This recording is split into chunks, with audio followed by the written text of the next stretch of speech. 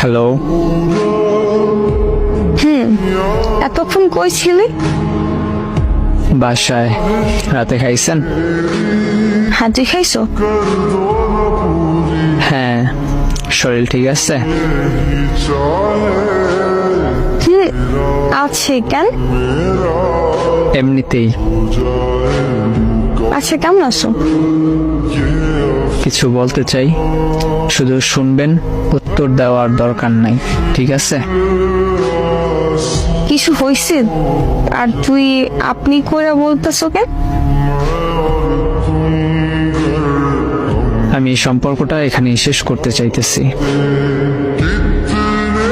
আর হ্যাঁ আপু, আপনার সাথে অনেক অন্যায় করছি, পারলে মাফ করে দিয়েন। আমি জানি আপনি আমাকে মাফ করতে পারবেন না, কিন্তু কি আর করার, একটু কষ্ট হলে মাফ করে দিয়েন। মানে কি মজা করতেছো? এইসব কি বলতেছো ইবু? প্লিজ এমন করিস না, প্লিজ। এই বউ, শোন না ইবু। আমি কিছু বলতে বারণ করছিলাম, কিছু শুনতে চাই না আমি।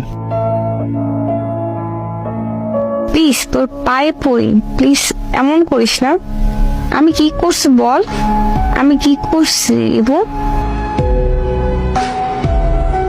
ভালো লাগে না এই ধরনের কথা। ব্রেকআপ বুঝেন? মানে ব্রেকআপ। প্লিজ মরে যাবো, এমন করিস না। মরে গেলে আমার কি? এমন কথা বলা বন্ধ করেন, ব্লক করে দিব কিন্তু।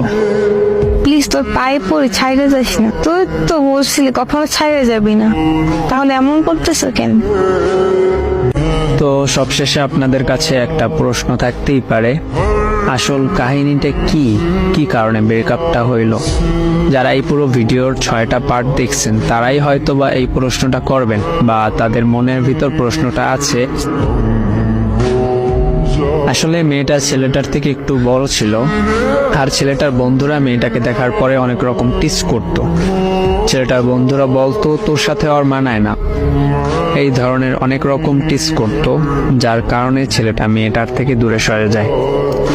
তো ভাই আর বোনেরা যারা সম্পর্কে জড়াবেন, আগে সব কিছু দেখে নেবেন, বড় ছোট, মানায় বা না মানায়, এই সব দিকগুলো দেখে তারপর সম্পর্কে জড়াবেন।